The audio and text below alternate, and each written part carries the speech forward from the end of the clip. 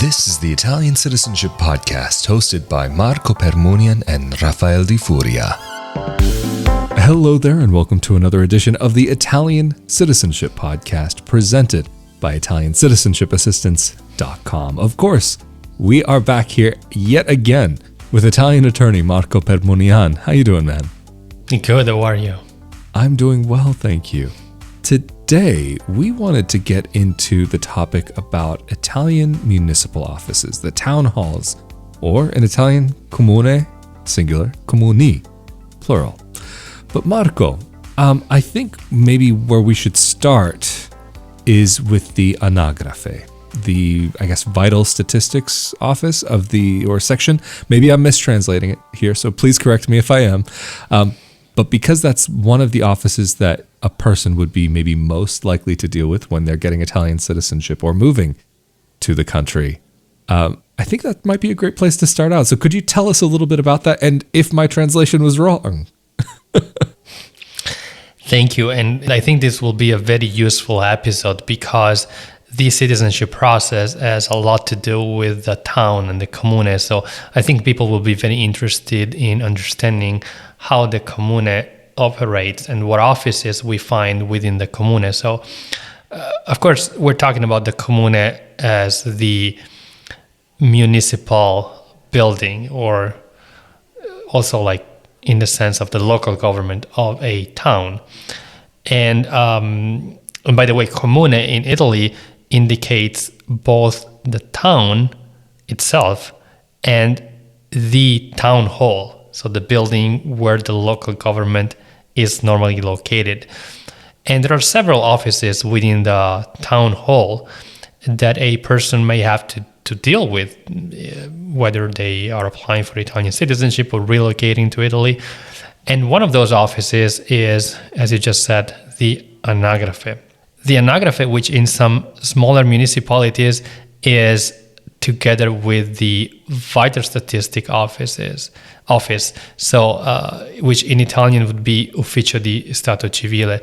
But they, technically speaking, have different tasks, even if they are maybe there's one single office with one person that deals with both Anagrafe and Stato Civile. But technically speaking, the purpose of these two offices is different. So the Anagrafe is the office that records the citizens residing in a specific town. That's the main purpose of the office. They do other things. While the Office of Vital Statistics, they normally deal with vital records registration. So if you have to register the birth of your child, your marriage, you go to the Ufficio di Stato Civile, whereas if you have to obtain a document confirming that you are registered as a resident in that town, you go to the Anagrafe office. But like I said, in smaller municipalities, there is just one person, one clerk that deals with both. And why are these offices important when you apply for citizenship? Because the application for citizenship by descent needs to be filed at the Office of Vital Statistics of the town where you establish your residency. And the process would be, first you go to the Anagrafe office to register yourself as a resident. So you come from America with all your citizenship documents, you register yourself as a resident, and then you go to the other office, the Vital Statistics office, to start the dual citizenship application process. Like I said, it could be just one guy that does both, so you don't have to go to the same guy twice. But especially in smaller municipalities, that's very common. But like I said, in theory, they should be separate. And as part of the citizenship process, the citizenship by descent process, the Office of Vital Statistics will register at the end of the process your birth certificate and your kid's birth certificate if they are minors when you get citizenship, and your marriage record. So when you become an Italian citizen, as any other Italian citizen, your personal vital records will be registered in the comune where you apply, which means that you can get, for example, an Italian version of your own birth certificate from the Office of Vital Statistics in the town where you applied for citizenship by descent. Interesting. And just to maybe actually take this back a step, because you did mention about how the Comune can refer to the town, but it also can refer to the city hall building itself. Just to give like an example for those who may be listening or watching this episode, where Marco is, Rovigo, it's the name of the town, but it's also the Rovigo, the Comune di Rovigo, but it's also, even beyond that, the provincia, the province, or am I mistaken on that? That's right. That's another example of one name that refers to two different things. So Rovigo is both a town and the capital of the province of Rovigo. So it's an area, which in Italy is called province, that includes several towns, and the major town in that area is the capital of the province.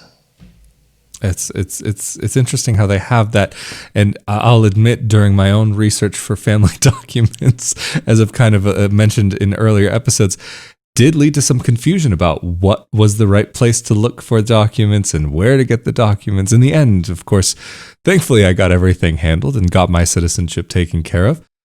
But to go through that, if you're coming from the US, for example, that same logic may not necessarily be what would come naturally to you, because maybe, for example, the capital of New York State is not necessarily New York City, or the capital of California would not be, I don't know if there's even a place called California City, but we don't have, for example, like that type of situation, or not necessarily even the county will be called, like, for example, where either it's just outside of Seattle or part of Seattle, King County.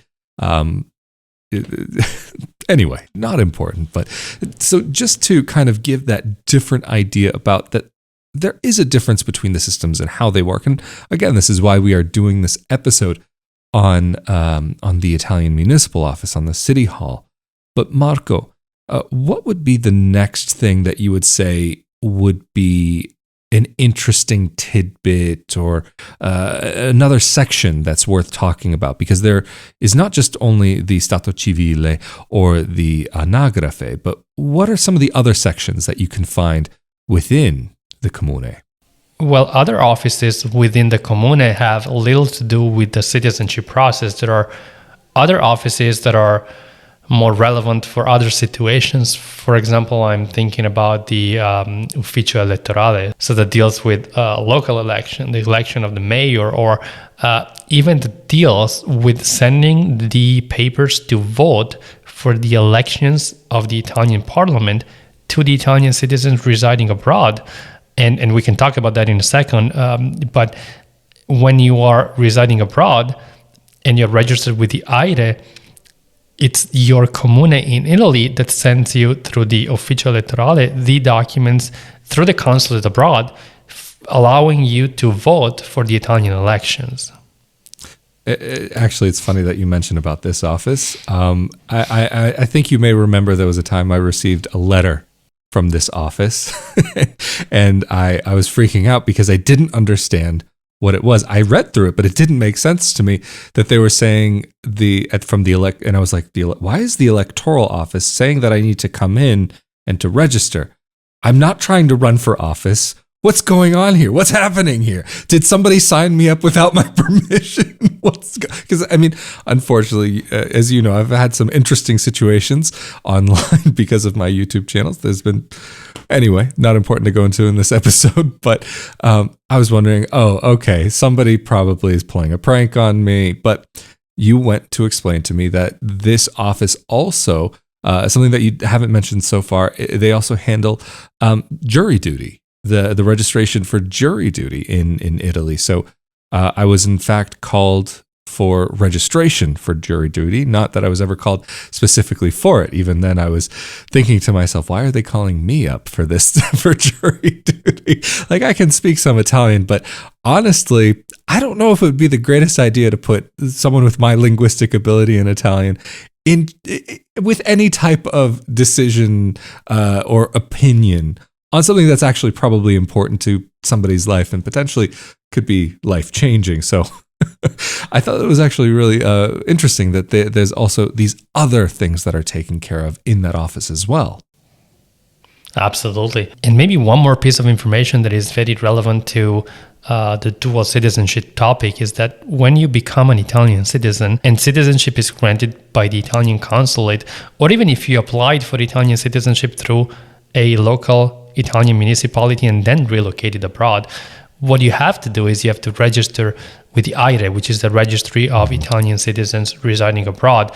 And I think we did a full episode about the AIRE and what it is and that the consequences if you don't register, which basically there are no consequences, nothing that you should worry about at least. But the AIRE registry, which again is the Registry of Italian Citizens Residing Abroad, is held by the Italian consulate in your area.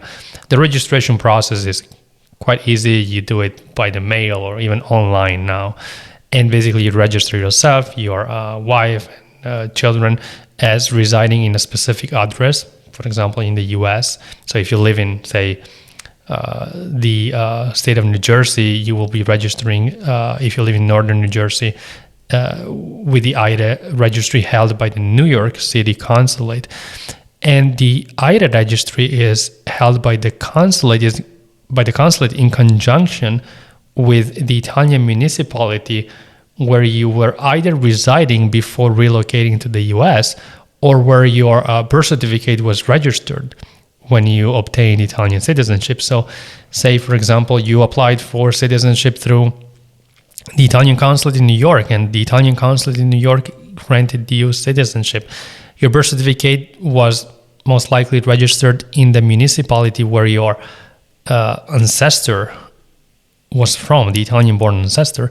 So you will be registered with the AIRE held by the consulate in New York, but also with a special registry held by the Anagrafe office in the Comune where your ancestor was from. And that's how, for example, the Comune is able to tell if one of the residents or former residents of the Comune is now residing abroad, and they will know exactly where you are located. So the Anagrafe office that is in the Italian municipalities within the town hall, it works closely with the Anagrafe office of the Italian consulate.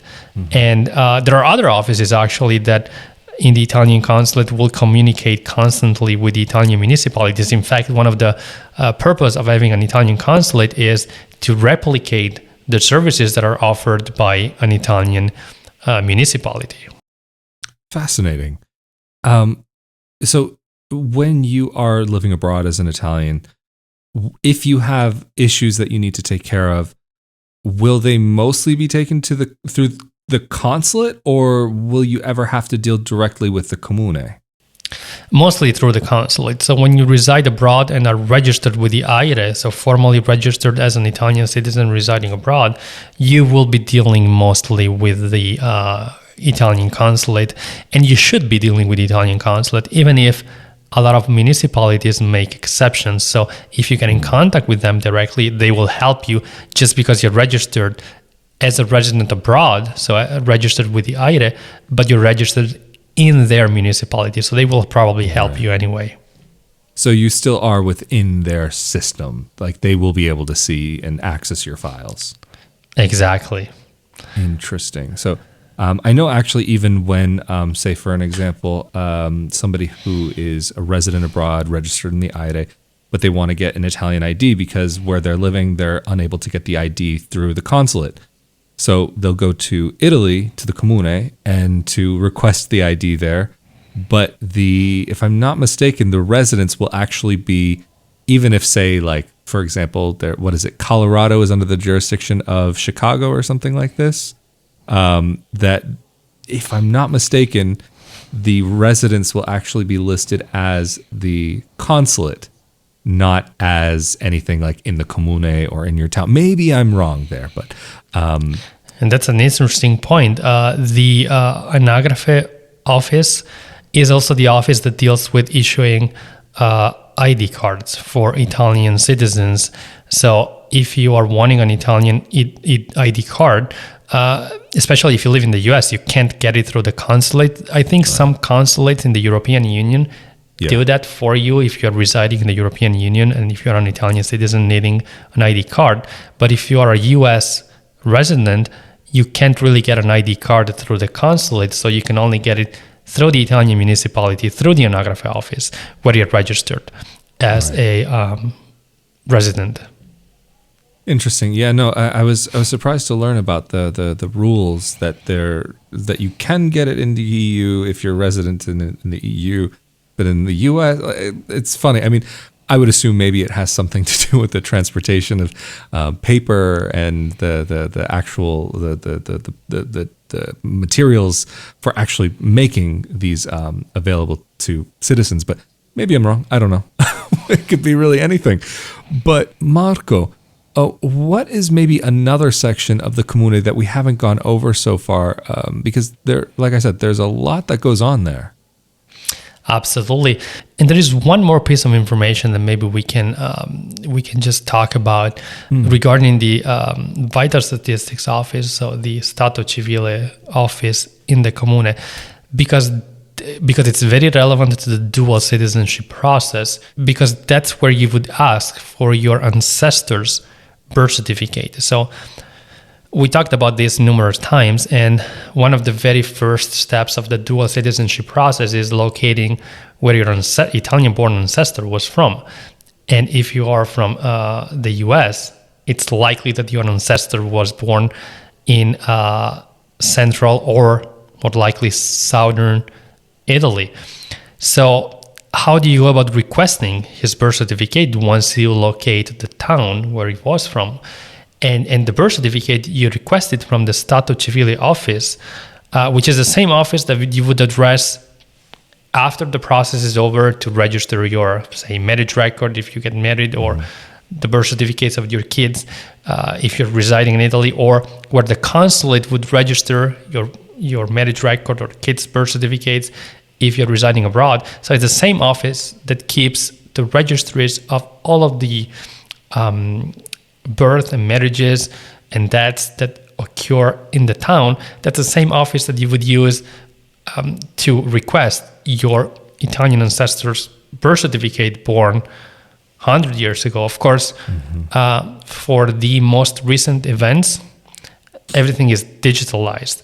But if you have to request an ancestor's birth certificate or marriage record, the clerk that you contact within the Vital Statistics office in the Italian Comune may have to manually browse through the registries to locate your, say, great-grandfather's birth certificate, to then create a certified copy for you that they can send you through the mail in America, that you can use to start the dual citizenship process through the consulate. But to answer your question, probably another office that I say is relevant for the dual citizenship process is the office within the Comune that basically manages the municipal police, because the municipal police is an office that you would be dealing with, because it's very relevant to the dual citizenship process, is the office within the Comune that basically oversees the work of the municipal police. Because we talked about this in other videos, and the municipal police, you will have to deal with the municipal police of the Comune when you choose to apply in Italy, and more specifically, a local police officer will basically show up at your house after you have filed the paperwork to establish residency at the Comune, at the town hall. Within 45 days, a local police officer will come to your house and verify that you actually live there, that it's not a fake residency, and then there are all the conditions for your apartment to be livable. And so probably this is one of the other offices that within the Comune has to do very much with the dual citizenship process. Of course, there are many other offices in the town hall that have nothing to do with the dual citizenship process, and that have everything to do with the day-to-day administration of the local community. But For example, the office of the mayor or the tax office, and so on. Interesting. So, I mean, really, for a lot of different aspects of life in Italy, when it comes to official matters, at least, it sounds like you can get really a lot taken care of within generally speaking, a small area, potentially even one building. Absolutely. And by the way, I mentioned the office of the mayor, and come to think of it, the mayor is also involved with the dual citizenship process, because although the mayor changes over time, unlike the clerks that work within the town hall, the mayor will be the one who signs the decree granting citizenship to you when you apply for citizenship through the town hall. So it's not completely unrelated, actually. Fascinating. So, I mean, maybe this would be an unlikely situation, but is there ever a situation where actually even the mayor could refuse to sign the documents, or to say that they would not accept these, or they don't have that kind of power and it really comes down to the clerks at the end of the day? Well, I guess the mayor could refuse to sign the final decree granting citizenship. Of course, the person that processes your application is the clerk that works in the vital statistics office, and then basically this clerk will just bring to the mayor the final decree for the mayor to sign. And I'm sure the mayor has the power to refuse if, for example, a law was broken or something wasn't handled properly, but normally it's just a formality. Fascinating. But since we are on this topic of mayors, and you mentioned about how the mayors will change out, but the clerks may not necessarily change out, how often are the mayors actually voted in? Like, what is the normal amount of time that they will stay in office? There will be 5 years, and they can only be elected twice. Interesting. That's interesting that there would be that limit in place, but I do think this is actually, in fact, a great place to end off this episode. So thank you, Marco, for making yourself available for another episode of the Italian Citizenship Podcast presented by Italiancitizenshipassistance.com. And of course, if anybody is interested in your services and your help to be able to go through this, how can they get in contact with you and your team? People can contact us through our website, Italiancitizenshipassistance.com, or give us a call. The number is on the website. Absolutely fantastic. And of course, if you're interested in more content like this about Italian citizenship, be sure that you are subscribed to this podcast on the YouTube channel and or the audio only version. And of course, being subscribed to the YouTube channel means that you are also automatically subscribed to the Italian Real Estate Podcast, where we talk a bit more about life in Italy as well as purchasing property, of course. And also, if you are interested in more content about life abroad, living in Italy as an Italian dual citizen, or living abroad as an expat, be sure to come over to my YouTube channel, youtube.com/Rafael Di Furia, or you can find the audio only version of the podcast on your favorite podcast player of choice by searching for Not Your Average Globetrotter. Again, Mr. Marco Permunian, thank you so much for making yourself available for this episode of the Italian Citizenship Podcast. Of course, I'm Rafael Di Furia.